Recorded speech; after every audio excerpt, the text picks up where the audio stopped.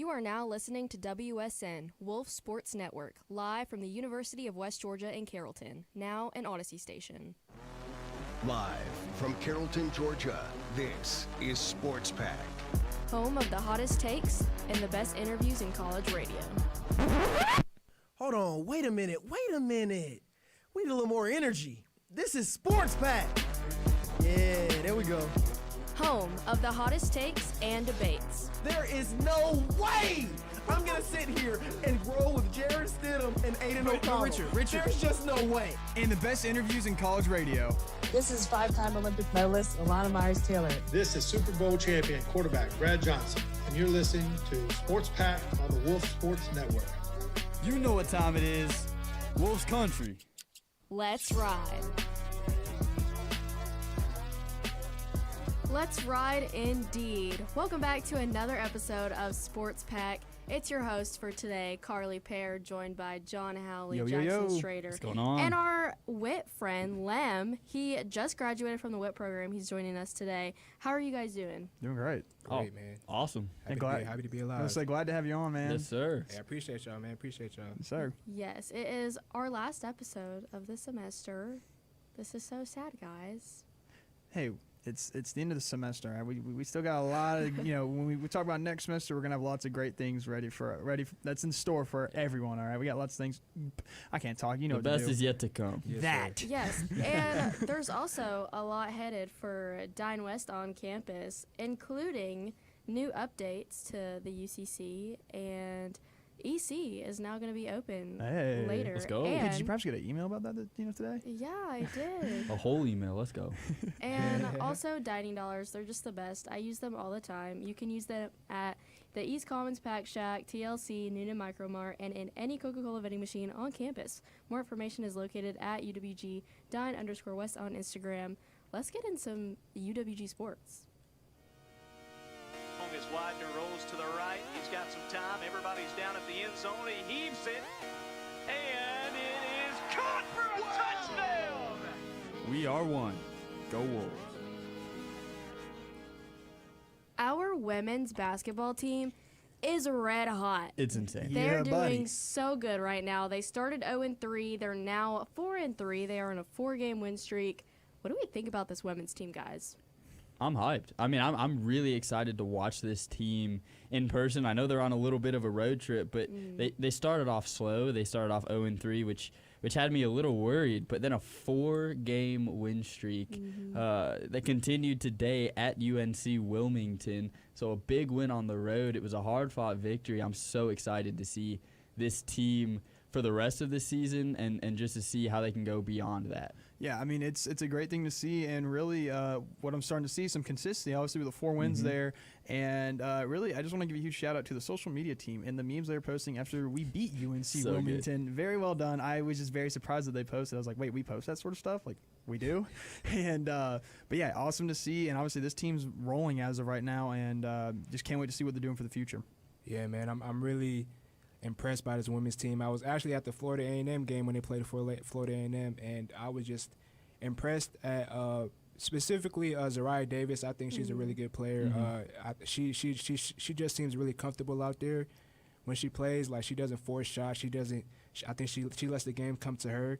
And Destiny Jones and Kanari Holiday, they've been amazing too. So just seeing the Wolves go on this 4-game win streak, I think it's amazing for them, and I think just bouncing back off the 3 losses they took earlier in the season and winning 4 straight is just amazing. So I wish them the best the rest of the season. I'll say they all had a great game today. For all 3 of them you mentioned. So congrats to them. Yep.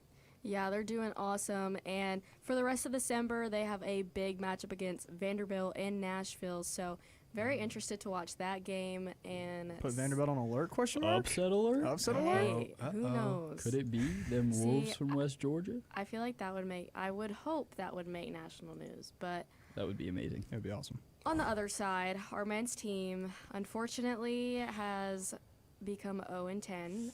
Yeah. They're not having the greatest start to the season, but like we've mentioned, I mean, the chemistry of this team is just not there yet, like we saw with our GSC championship team last season. So what do we think this Wolves team needs to do in order to get back on that winning track? Yeah, I really think they need to find a leader. That's something we've kind of talked about a little bit. There isn't that one guy on the court that really commands the team. And I think if we can find that and then just more consistency, less turnovers, you know, if you don't turn over the ball, you might have a better shot at winning a basketball game. Right. A philosopher once told me that. And I just think we need to kind of clean up how we're playing on the court. But I got all the faith in the world in Coach Moore. He's one heck of a coach, so I know he'll get this straightened out. You got it, John. No, you get. I mean, yeah, it's obviously we're gonna preach right now a leader, but really just working on their shots. Yeah. You know, 3 points, 40%. Actually, it's not too bad as I thought, but working on just their field goal percentage, 35 in the first half for against Mercer, and then got a little bit better, 48 in the second half, 48%. So really just working on that, and I'm just going to continue to say preach and just have that leader show up because we still don't know, and we're 0-10. It sounds like I'm playing in a COD lobby. Owen, you know, you can start calling everyone on the team Owen because they're 0-10. So yeah. I'll give this team a little. I'll give this team a little. What's the word? Slack. Yeah, slack. Yeah. Just because again we're first year being D1, Right. and they have a lot of transfers coming in, so this team looks different from last year. So I cut them a little slack, even though we're 0-10. We had a couple games where we lost about 3 points.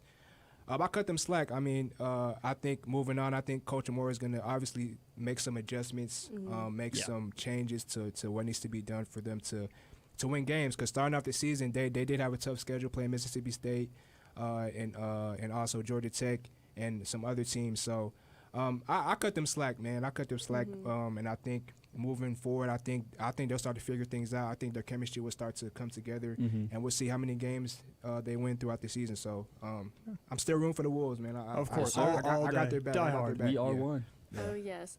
So hopefully this men's basketball team will have some time over to December, play a couple games, get that chemistry up, and then when we come back in January, we'll see some more conference play, and we'll see if that chemistry has grown a little bit. But we're going to take a song break really quick. When we come back, we got some college football, college basketball, and more NFL on the way. Hey, this is five-time Olympic medalist Alana Myers-Taylor, and you're listening to Sports Pack, only on the Wolf Sports Network.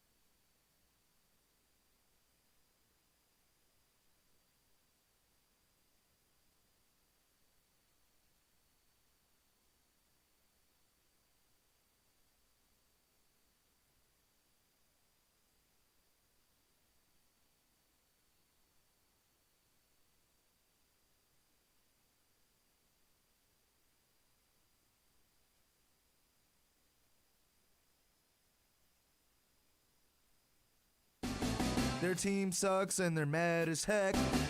Falcons O-line's looking like a mess. They'll never win if Kirk is in. Goodness gracious, they're fired up. Wait, Jackson, why are you dissing the Falcons? Aren't you an Eagles fan? Because I can. Anyways, tune in to Sports Out of Pocket every Wednesday at 5 for Fire Me Ups you don't want to miss. Only on Wolf Sports Network. Baby, it's college football time. Give me my theme music.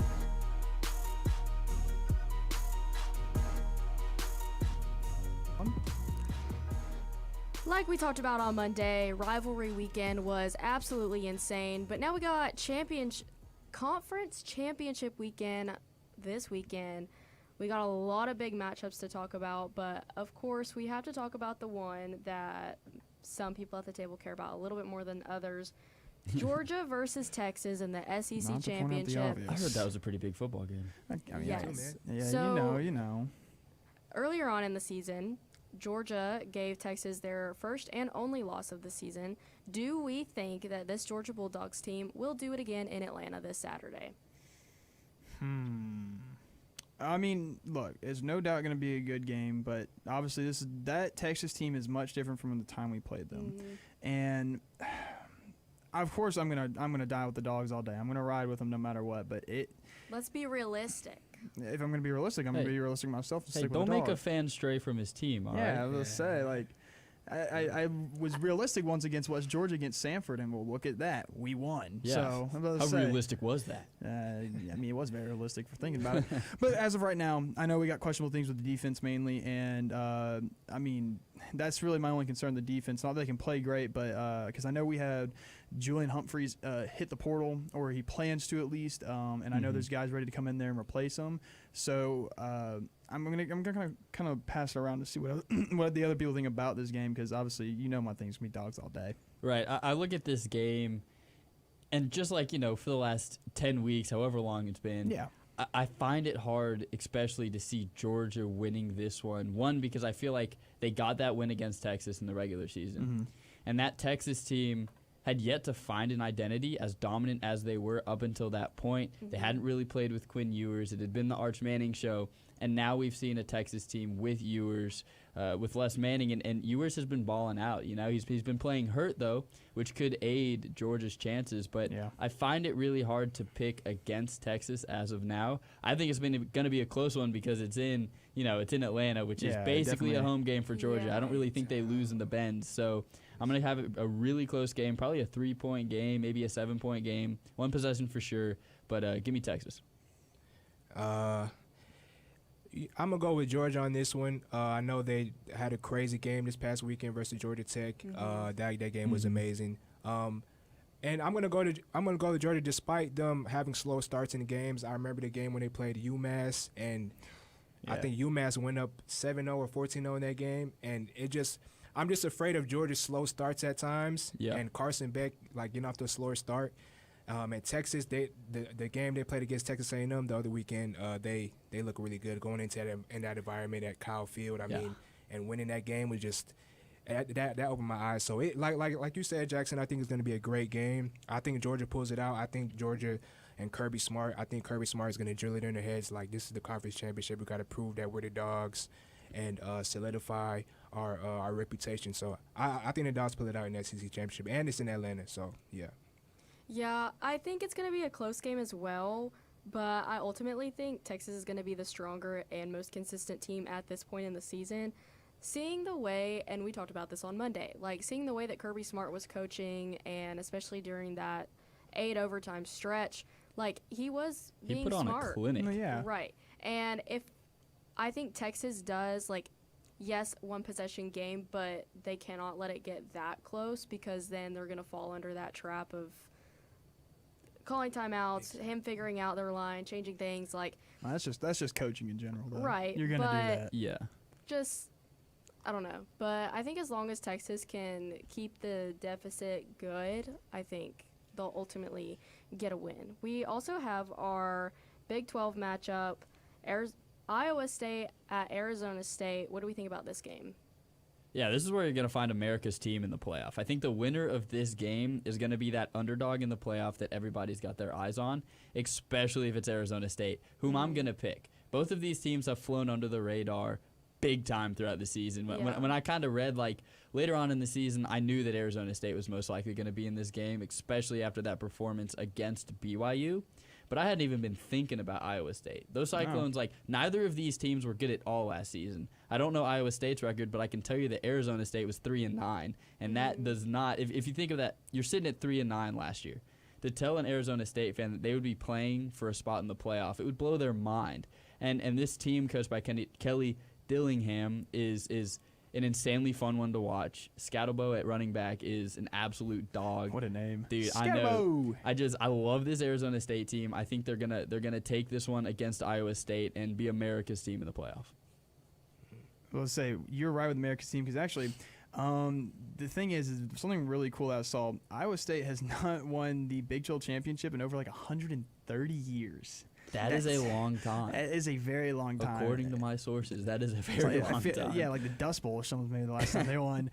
But it's really cool. And obviously you're talking about Arizona State. Their coaches are bought in. They built a program, and they've really shown late in the season that, hey, we can play with these guys, and we can really go out there and win. Obviously, you know, Colorado isn't in it, as we talked about a while ago. Mm-hmm. This is Colorado's championship to lose. Like, they're not in it. And same thing with BYU. So it's for me, I'm going with Arizona State. I would love to see. I'm cool with either team winning, right. But really Arizona State for the late push they've had, and because obviously Iowa State made their move up earlier in the year, but then they lost and they dropped down, but they held on to it. But I'm at the end of the day, Scatterbo and the Sun Devils. I'm riding with you all day. Yeah, I'm gonna agree with y'all. Arizona State, they won their last 5 games, and they're newcomer to the Big 12. But I think. And both teams being 10-2, but I think Arizona State pulls it out. And you know, with the big, I feel like Big 12 in all sports is a tough conference. Either way it goes, basketball, football. So I think Arizona pulls it out. The whole table agrees. I'm also going with Arizona State today. We got to stop doing this. I know. I honestly really wanted to see an Arizona State Colorado Big 12 championship. That would have been insane. I think so too. But that loss against Kansas, that should not have happened. I'm really upset that happened because I really wanted to see that Colorado ASU game. But based on what I've seen and what we've all seen from this ASU team, we're going to have to go with them.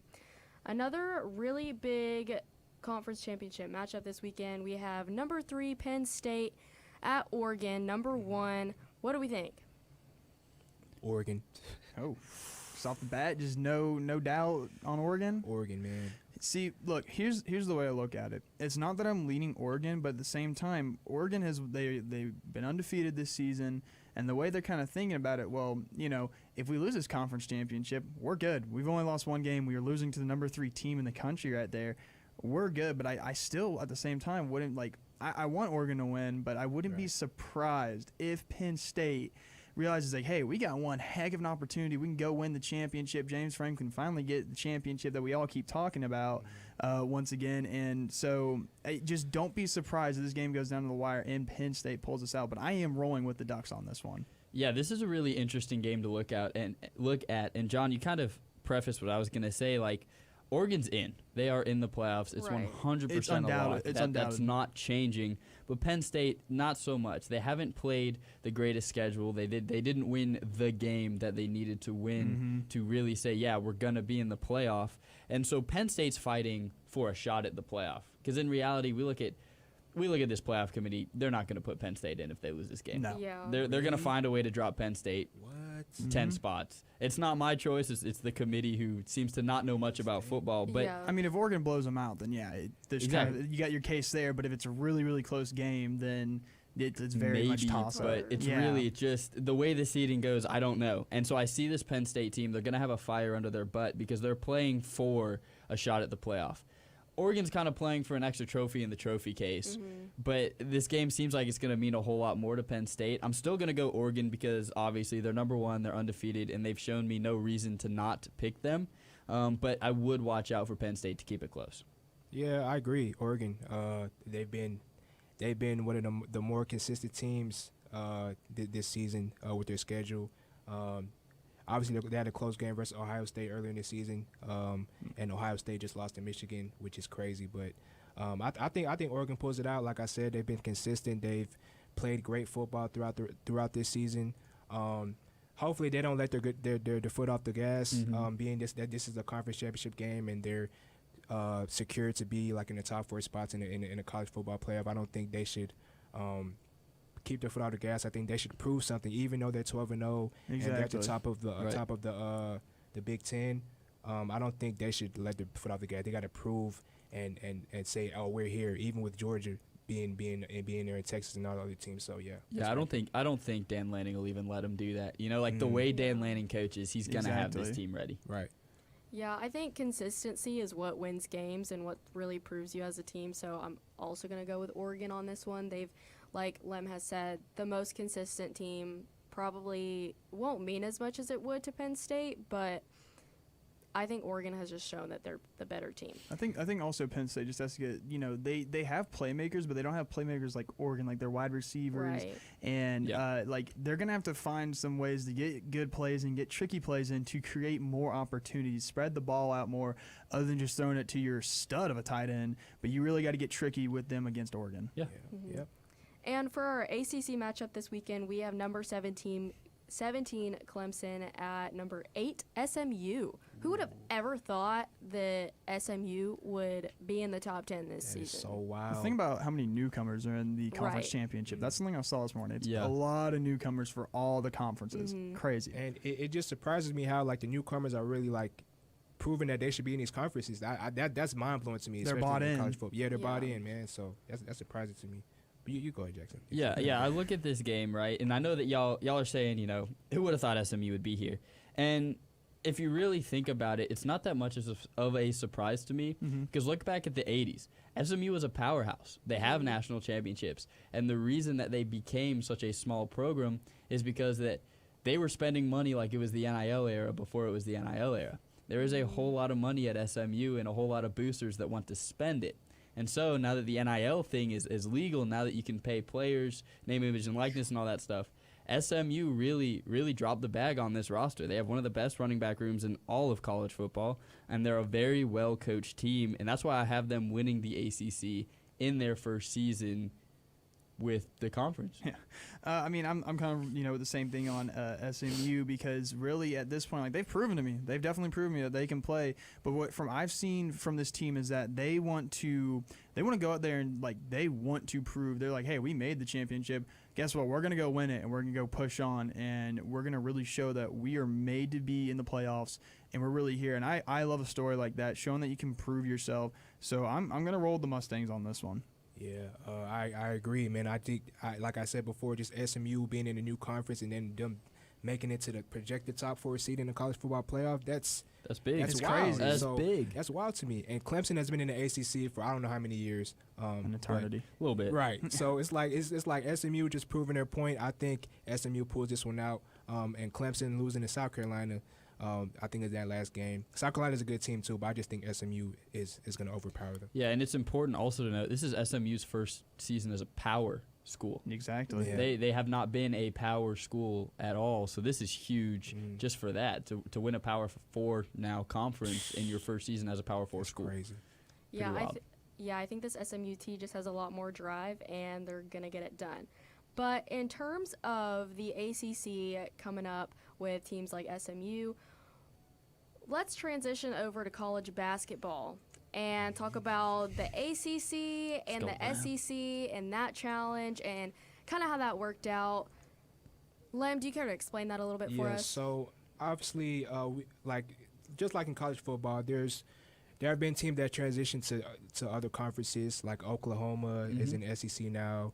I'm trying to think of the other teams, but Texas went with them. Oh, Oklahoma, Texas, Texas. yeah, Yeah, you they're can go both- all across the spread. they're both in the SEC, and Oklahoma has proved they proved a lot to me so far. I think 8-0. They beat Georgia Tech the other night, and Jeremiah Fears. I'm going to go on a little tangent here, but Jeremiah Fears, I've been high on him since high school, and he's been playing his butt off, man. He's averaging about 18, 19 points. And with Oklahoma being in the SEC and them winning the Battle for Atlantis tournament, so Oklahoma's been great. Alabama, North Carolina, obviously in the ACC.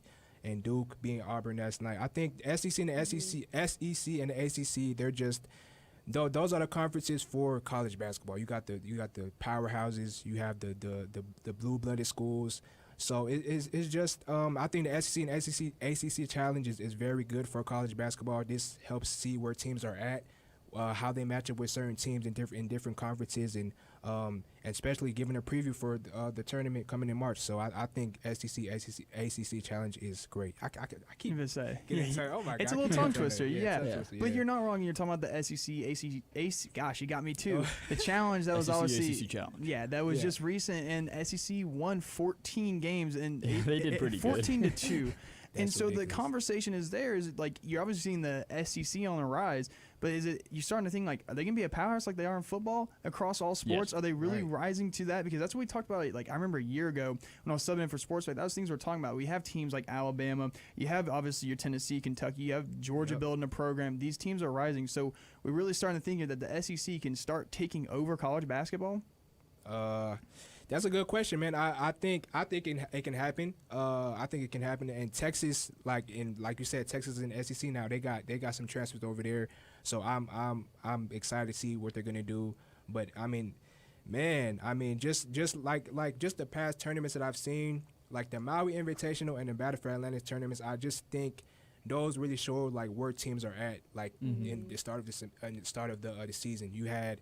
Like I said, Oklahoma. You had in the Maui Invitational, you had Auburn and Memphis, UConn in the Big 12, and in the Big East. You had Michigan State, who's in the Big 10, and just a lot of other teams. And it's just like I just feel like this season for college basketball, it's getting off to a great start, man. And I just think the rest of the season is going to be hectic because the transfer portal is crazy now, so you don't know what teams got up their sleeve. And it's just great to see, and I think the SEC might have an edge over the ACC this season. We'll see, but the SEC starting out great, so yeah. Yeah, I mean, the SEC really looked like they were a far better conference when it comes to basketball over the ACC, except for, what was it? I know Auburn lost and someone else lost. I'm not a big college last basketball night? guy. Kansas. Yes. Oh, Kansas did lose. That was I- crazy. Last night, number 1 Kansas loses to Creighton. What do y'all think about that? I saw that. They were going crazy in Omaha, man. Bro, it's ridiculous. I was actually watching that game, and I was seeing because Creighton was up most of the game, and Kansas they were in the game. They were in the game at times, but it just Pop Isaacs was just great in that game. I think he had about 27 points. So Creighton, I think, and their big man was pretty good. He was matching up good. I think Hunter Dickinson was playing, so he was matching up good with their bigs because Kansas really has a loaded team, and I can see them. Oh my God, Kansas is a really good team, Yeah. but just Creighton knocking them off, and Creighton is an unranked team, and seeing them storming the field after the game is just crazy. So I think, like I said, Pop Isaacs did really good.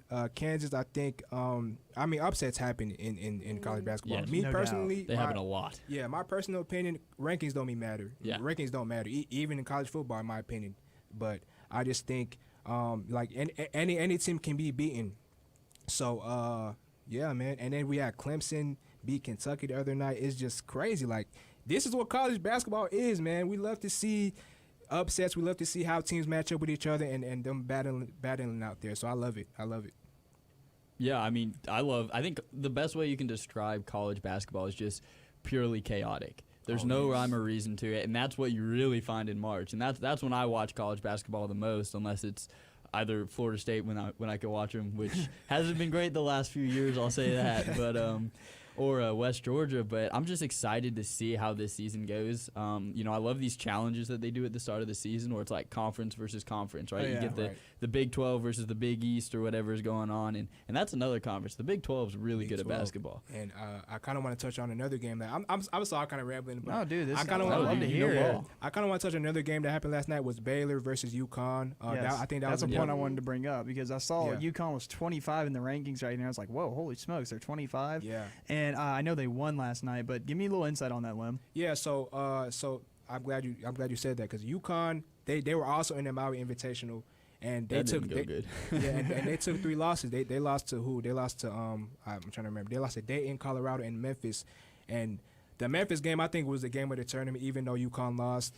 But I think just those 3 losses it helped. Again, I think these tournaments help see where teams are at. So I think these 3 losses by UConn is going to have Dan Hurley reassess some things with his team and see, okay, what do we do in these losses that we can improve on and be better for the rest of the season? Because I think Dan Hurley's going to use this as fuel for the rest of the season. Oh, 100%. And I think the game last night versus Baylor, it was a close game, but I think UConn, when I was seeing the game, UConn just played with energy, and they played like, okay, now we can see what we're fixing. We can see what works, what doesn't work. Even though Baylor was in the game, UConn just they play like they wanted it more, and they're playing with energy. I feel like if they play with energy, and as far as their chemistry comes along, UConn can be dangerous too. I was about to say, that's a team that wins, March Madness, obviously. Yeah, you don't win tournaments without. I'm about to say, especially without energy. Yeah, and exactly. And that's the thing you're talking about right there. They lose 3, but they go back to the drawing board to adjust, and that's what I see in their coach right there. He's a good coach. Oh, he's a phenomenal coach, and really that's what you have to do though, because like you're saying, I really like the points you brought up. You see where the teams are at this point, and when you have stuff like that happens, it's embarrassing, and you want to get better from that. So, I want to see, come March Madness, we'll see, did this team make all the adjustments they need, or do they really just kind of fall out and see what happens from that? Yes, sir. Yeah, and Lim, what do you think about the Purdue Penn State game with Purdue traveling to Penn State today? Are we talking about the game coming up? Yeah, it's going on right now, actually. Oh, it's going on right now? Yeah. I haven't really seen so many teams, but I did see a game with Purdue playing Alabama earlier this season, and I think Purdue has a good team. I think they have some shooters on their team. Penn State, I haven't really seen much of them, but I think from just what I think and how I assess college basketball and from what I've seen, I think Purdue wins that game. Yeah. I think Purdue, they even though they lost some players from last year, they went to the Final Four last year. And they still have people returning from last year. Yeah. That was in that tournament or in an NCAA tournament in the Final Four. So I think Purdue wins that game. And I think Purdue's still in the Big Ten, I believe. So, and Penn State's in the Big 12. And they're both good conferences. Don't get me wrong, but I think Purdue pulls that one out tonight. Actually, there is one question because I only watch college basketball primarily when it's March. But Right.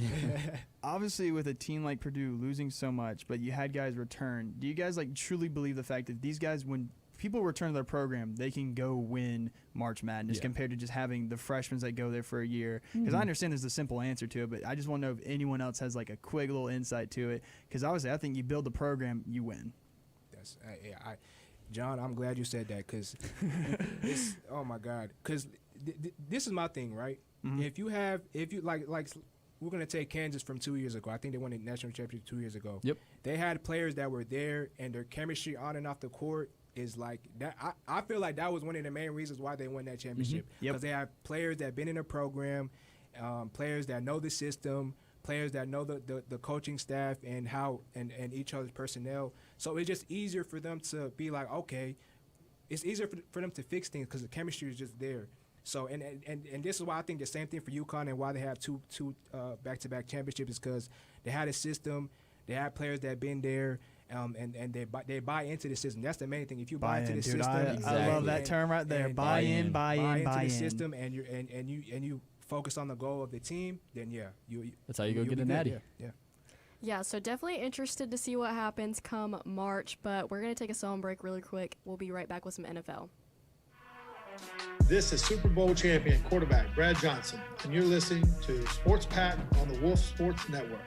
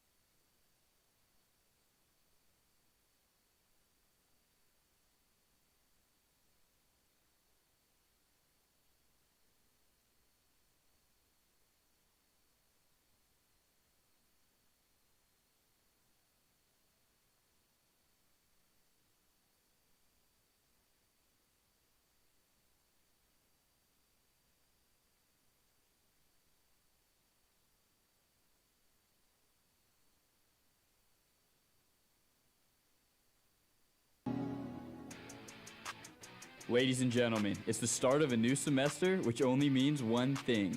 Triple Threat is back. But wait, there's more. That's right, folks. Not only is Triple Threat back, but we are live. So every Friday from 11 to 12, grab a drink and some popcorn and get ready to enjoy the show. Only on Wolf Sports Network. Yeah, buddy. The new deli station is returning to West Commons. Build your sandwich to your liking as you choose from our several bread, meat, and cheese options. More information is located at UWGDine_West on Instagram.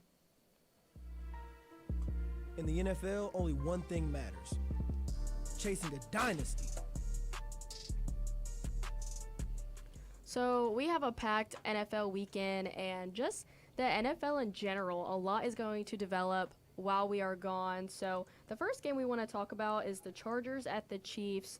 What are we thinking in terms of this Chiefs team? Any thoughts you guys have?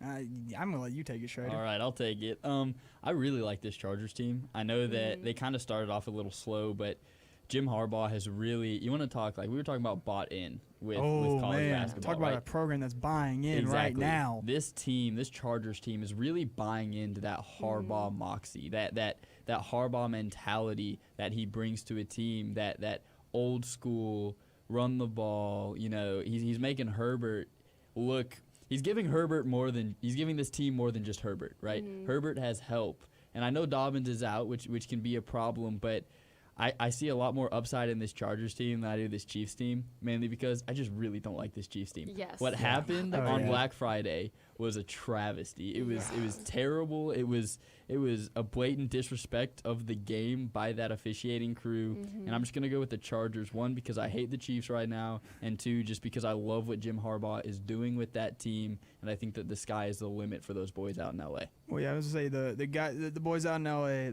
I've loved what I've seen. Obviously, you know they beat us last week with the Falcons, but but going back to the whole point we're talking about with Jim Harbaugh and turning that team around. That's what we've seen with Jim Harbaugh. You know, I've seen the whole CBS things that they put it up, whatever. But really, they've gotten this team turned around. They've gotten better. And I'm gonna quote our former sports director Brendan. I'm full mast for Justin Herbert. Simple as that. Go Chargers, baby. Yeah, I don't like this Chiefs team neither. Yeah, nobody does. Yeah, nobody likes the Chiefs, man. Nobody. You won't like the Chiefs if you live in right next to the stadium, practically. Yeah, sure, man. Chargers. Yeah, I'm rooting for the Chargers. Yeah, I would really love to see this Chargers team win, but we also have to take into consideration it is a Sunday night game in Arrowhead. Yeah. I hate the Chiefs as much as y'all do, but No, you don't.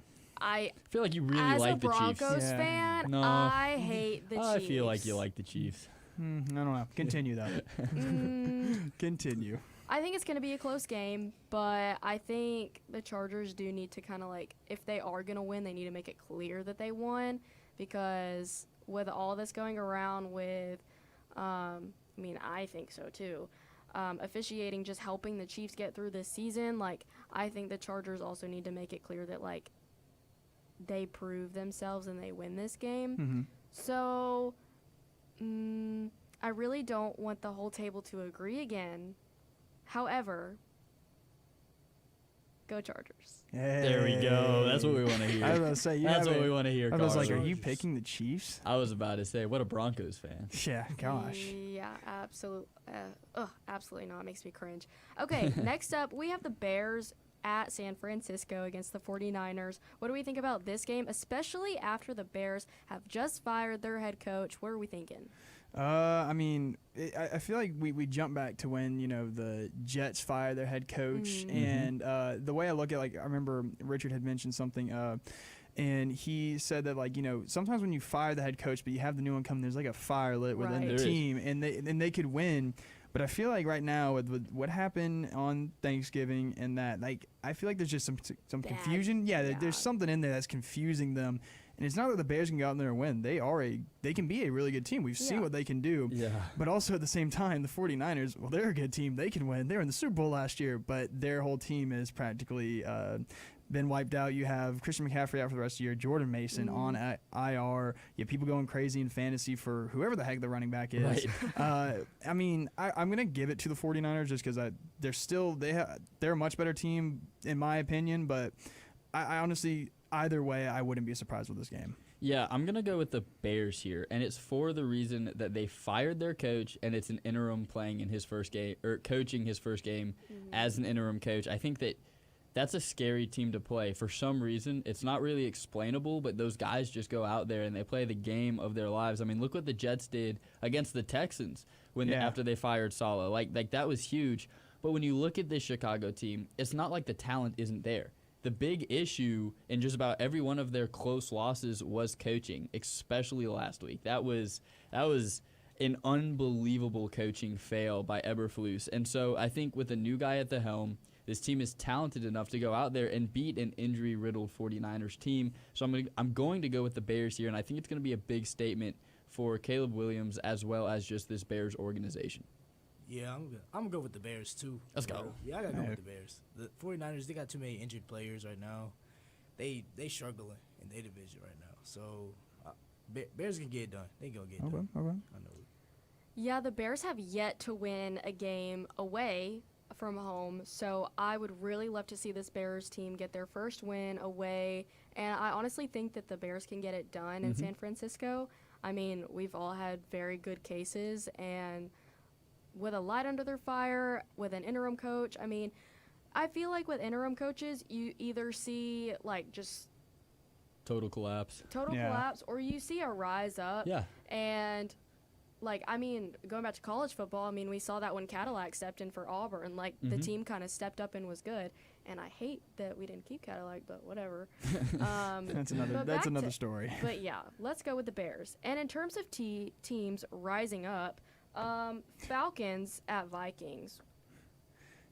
There ain't much. John, Yeah. Falcons, what are you thinking as a fan, but also as a football person? It's an interesting time to be a Falcons fan. Obviously, we saw the abysmal performance as of Kirk Cousins last week.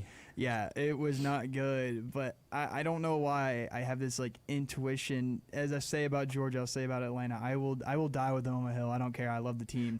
But Kirk Cousins is going back to his former team, the team that he left that he was so great at until the Achilles went kapoop. And so, but like the thing is, we're talking about when we played the Buccaneers, and it was the night that, what was it? There was something going on about like Matt Ryan or someone, and Matt Ryan was getting inducted into the Falcons Ring of Honor. And Kirk Cousins breaks his record. Yeah. Well, he's going back to play his former team. I don't know why. I see something there, and the fact that maybe he just gets his mojo back. He's like, I got to go prove that I can beat my former team. I can get back out of this slump. So I'm still sticking with the Falcons, but at the same time, if we lose the Vikings, I'll be crying, sad, very sad. We're sitting through the worst stretch of football in Kirk Cousins' career. He has played unbelievably bad. I don't think he threw a touchdown in the calendar month of November, I think is the statistic. It's something right about there. About the 3 games, yeah. Yeah, it's been a minute since Kirk Cousins has found a receiver in the end zone, and I think this is the game that he's going to break out of that slump simply because of the emotionalness. I don't know. I'm not good with them. The emotions of this game in Minnesota. Thank you, John.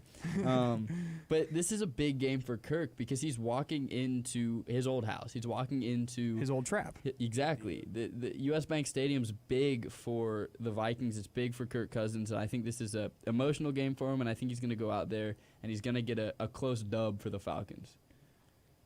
This is a big game for Kirk, man. He going back home. He should win. He should, but he's not going to win this game. Definitely not. The Vikings, what they record right now? 10-2. They might be a good football team. They're a good football team. They have a really good defense, I'll say. Yeah, okay, they're a good defense, but the Vikings going to take this one again. So I think when you have a really good defense like this Vikings team, and you have a Kirk Cousins that has 13 interceptions, and if we're also going to talk about the fact that he's returning to his old team, you know, he might think that he is still with that team and continue to throw interceptions to them. I don't think he would, but I mean, I think it's you're something, not wrong. I think it is something to consider, but Might forget. yeah, I'm not going to rise up with the Falcons this weekend. I'm going to go with the Vikings. I just don't see a world where the Falcons win, and I may eat my words later, but that's okay. But with the strength of this Vikings defense and just Kirk Cousins' very inconsistent record, I don't really see it happening. But we got a big Thursday night football matchup tonight, and the Packers at the Lions. This is a pretty big game. Schrader, I'm going to throw it to you first. Yeah, I am excited for this football game. I like primetime football, and I feel like something the NFL has done over the last few years is give us some bad primetime football. Oh yeah. But man, for that Jameis Winston performance in the Snow Globe game, whatever they call it, that made me love primetime NFL football again. And this is a huge game. This is a divisional rivalry. It's the Lions, the Packers, a Lions team that is on fire, a Packers team that is also on fire. And I'm really excited. But I look at this Lions team. I picked them to go to the Super Bowl. I picked them to win the Super Bowl. So far, so good. Just going to cross my fingers on that. But they're so dominant. I just don't see this Lions team losing. I just don't feel like there's a team better than them. They just go out there and have fun. So I'm going to go with the Lions here at a big, big statement win.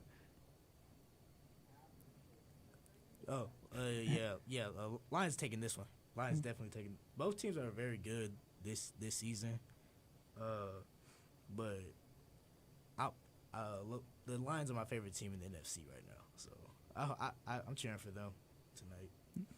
Yeah, and I mean, if I'm with y'all there. I'm with the Lions on this. It's like Schrader said, they are a dominant team. They're a dominant force. Their offensive line is playing great, and the one thing I look at with Jared Goff, he's gonna go in there knowing like, hey, we still gotta win. This job's not finished. Exactly. Job's not finished. I know he's still yearning for that Super Bowl, and he has a team to do it. And really, it's not that the Packers are a really good team, but from what we've seen these past couple games and the way that the offensive coordinator in Detroit is, mixing things up and really just throwing in random plays where you almost had Penei Sewell throw a pass. That's I mean, insane. he's adding all these extra factors in for their offense. And really, I think that just gives them the upper edge right there. Not that Green Bay's defense is really good, but yeah, Lions, you're gonna sweep it tonight. Lions are just another example of being bought in. Oh, those exactly. guys will do Bought anything into for Dan Campbell, and he will do anything for his guys. I think that's our theme for tonight. Bought in. Just buy in, man. Dan Campbell's such a good Now, Carla, coach. you bought into the Lions? I am bought go. into the Let's Lions. go. I mean, they have already beaten the Packers this season, and I think they're going to do it again. I have confidence in that. This Lions team, they're my Super Bowl pick. So, and it's looking really good right now. So I'm really excited for this Lions team. I think they can get it done. Like we said, they're bought in. But this is all the sports talk we have for tonight. However, you are probably wondering where Richard is. And he's not here again. Where did he go? Carly, where did he go? Inside sources tell me that he is in the North Pole. Oh. North Pole. I think he's doing some undercover stuff for Santa. Ooh. Getting his hands dirty, like he's mentioned before? I think so. So, I didn't know what to do with that. Yeah, what to say. Maybe making some toys. So you're saying Richard working is on the secretly an sleigh. elf? Question mark? That's what we're saying. He's an That elf. it's possible. That's where he went. He's working for Santa at the North Pole. Yep, That's What a so way that's to- why he's Exactly, gone. I mean, exactly. after Thanksgiving, Elle's got to go. Yeah. you Yeah, know? that's So that's true. why he's That's not very here. true. That's when Christmas time gotta really go. starts. Exactly. So that is why Richard Reed is not here. Hopefully, he'll be back when we get. I back sure in hope so. He should. January. He should I'm sure be. he He'll will be be. making He'll toys. have If his not, time I'm off. going Maybe straight to go North back to Pole. Hawaii. I don't know, wherever he There might be was. some Cougar Mormons out there in Hawaii. I don't Okay. know. But this has been the last episode of this semester, which is so crazy. I feel like the semester just started. It's so sad. It's wild. But be sure to keep in touch with our socials, Wolf Sports Network on Instagram. Yes. You will keep up with us, and we're going to post on there when we're going to go back live in January. We take a break since we're off of school. Yeah, and that's we don't true. have to We be might up. not be here. We might not be here.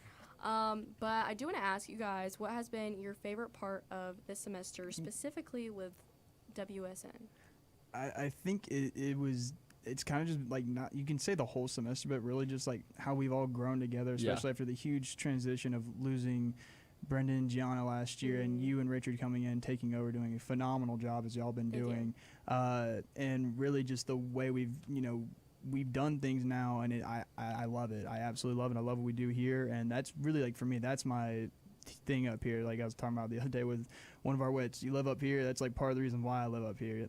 Feel good about yourself. So that's my huge thing right there. Yeah, it's been one heck of a semester. I mean, we've had one heck of a WIT class. I couldn't be more proud of everybody in this WIT class. But really, just being on this show and being able to be as close as we've gotten. I mean, we were the second best on-air team in collegiate radio worldwide. International. I don't think we ever mentioned that like live on air. I don't think we did. No, we did not. It was on our socials. It circled a little bit, but yeah, super cool. It's been a pleasure. It's been fun, for sure.